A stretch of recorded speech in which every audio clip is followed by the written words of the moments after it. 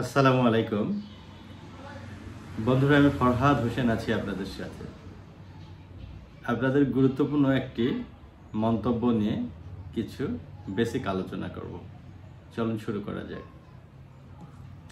এক বন্ধু লিখেছে, আসসালামু আলাইকুম স্যার, আমি একজন সৌদি প্রবাসী। আবার কিছু সমস্যার সমাধানের জন্য ইউটিউবে ঢুকে ঘাটাঘাটি করার পর আপনার ভিডিওগুলো দেখে ভালো লাগলো। আমার কিছু প্রবলেম রয়েছে, আশা করি আপনি সাহায্য করবেন। আমার বয়স 23 চলমান। আমি দীর্ঘ 10 থেকে 11 বছর প্রতিদিন মাস্টারবেশন করে আসছি।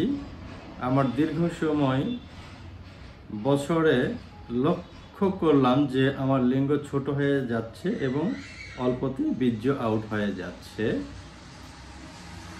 এবং এমন সময় আছে কাছে যাওয়ার আগে যৌন উত্তেজনা বেশি হয়, বীর্য আউট হয়ে যায়। 1 মিনিটও বীর্য ধরে রাখতে পারি না। এটার জন্য আমার কোন ঔষধ ব্যবহার করা উচিত, একটু সাহায্য করবেন।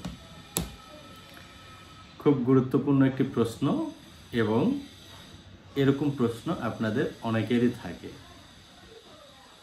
দীর্ঘদিন যদি কেউ একা একা থাকে, প্রবাসে থাকে, অথবা জবের কারণে একা একা থাকতে হয়, যে কোনো কারণেই হোক না কেন, দীর্ঘদিন যারা হাত দ্বারা ক্ষতি করে তাদের একটা সময়ে এই ক্ষতি মারাত্মক আকার ধারণ করে কিছু কিছু ক্ষেত্রে কিছু কিছু লক্ষণ প্রকাশ করে। যেমন ওই ব্যক্তির বিশেষ অঙ্গ নিস্তেজ হয়ে যায়, বিশেষ অঙ্গের নার্ভগুলো দুর্বল হয়ে যায়, এবং বিশেষ অঙ্গ নার্ভগুলো দুর্বল হওয়ার কারণে ছোট হয়ে যায় এবং ডানে বামে বেঁকে যেতে পারে। আরেকটি সবচেয়ে কমন সমস্যা হচ্ছে, সেটি ওই ব্যক্তির মেন্টাল সেটআপ, অর্থাৎ অনেক সময় যারা হাত দ্বারা ক্ষতি করার সময় অল্প সময়ে বীর্যস্খলন করে, তাদের এই ধরনের যেই মেন্টালিটি, এটি মনের মধ্যে ফিক্সড হয়ে যায়। পরবর্তীতে যখন বিয়ে শাদী করে, এই সেন্সেশনটা তারা নিয়ন্ত্রণ করতে পারে না।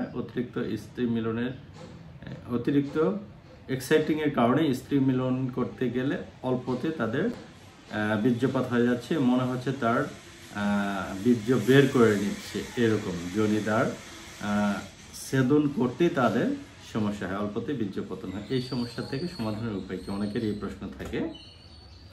এই সমস্যা থেকে সমাধানের উপায়গুলো, প্রথমে আপনার যে মেন্টাল সেটআপ, এটা টাইমিংয়ের হাত দ্বারা ক্ষতি করার, এটি আপনাকে অবশ্যই এক্সটেনশন করতে হবে। দ্রুত তাড়াহুড়া করে কিছু করা যাবে না।